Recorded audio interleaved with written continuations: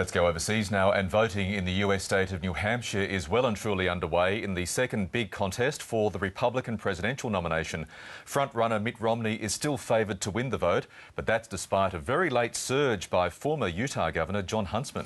Tom Switzer is a research associate at Sydney University's US Study Centre, and he's with us in the studio. Great to have you with us, Tom. Thanks for coming in. Now, a few little towns where we're seeing some sign of voting emerging, and Mitt Romney is ahead as expected.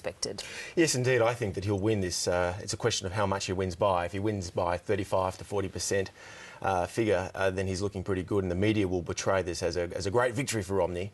However, if he only wins, if he only scores 30% or even lower, then he will probably struggle to say it's a victory. And that's the point. He is still struggling, even if it is somewhat of an emphatic victory for Mitt Romney, struggling to win over the very large conservative base of the GOP. Well, you're absolutely right. He's an improbable candidate in many respects because he won last week, albeit just. He'll win today. And all the available public polling evidence indicates he'll win South Carolina next week, probably Florida later in the month. And yet the rank and file of the party, the conservative base, which he really should win over, and most candidates do win over when they win nominations, treat him with a great deal of suspicion at best, and at worst they're downright hostile to him. It's quite remarkable. And why do you think that is? Is there a fear that he can't, if he comes up against Barack Obama, actually then do much damage?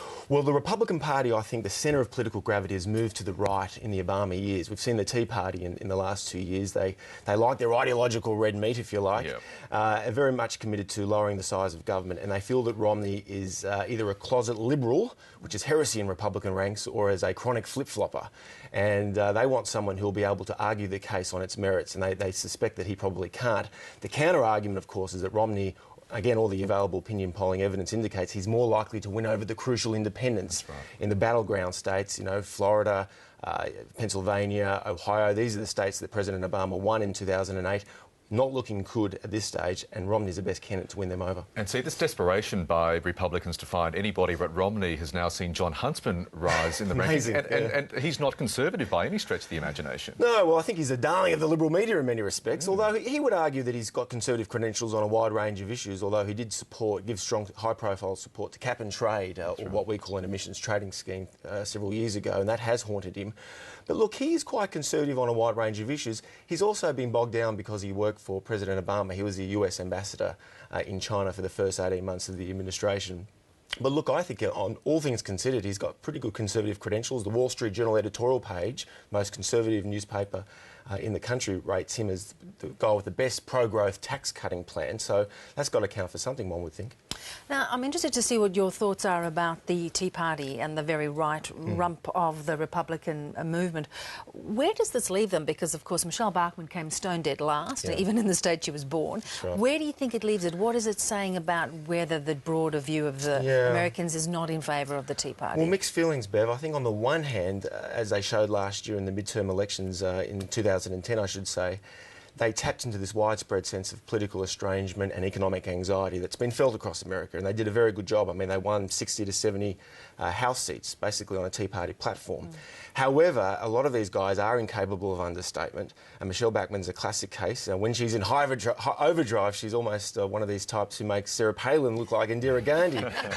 So I think that's the problem. In middle America, although the centre of gravity in America, as Michael knows from his time in Washington, is well to the right of most countries, it's also pretty pragmatic and mainstream, and it doesn't have much time for ideologues, and unfortunately I think some Tea Partiers are ideologues.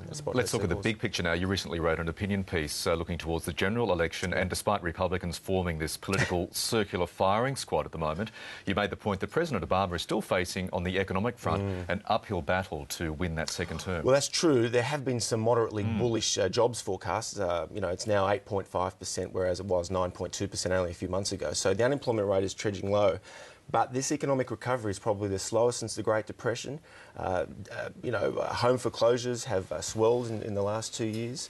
And of course the debt has skyrocketed. It's now, the debt to GDP ratio is 100%. So look, I think all things considered, the economy will really be the major issue in this election. And do you think his new man in the White House that we saw being announced yesterday, is that Jack Lew, is it going to make a difference for him? Well, do you think in managing it? Well, he was touted as a man who had great Clinton credentials, which is true, but the thing is that the guy he replaced also had great Clinton credentials. Tom, thanks very much for Thanks, coming Ben. in. Thanks, Tom.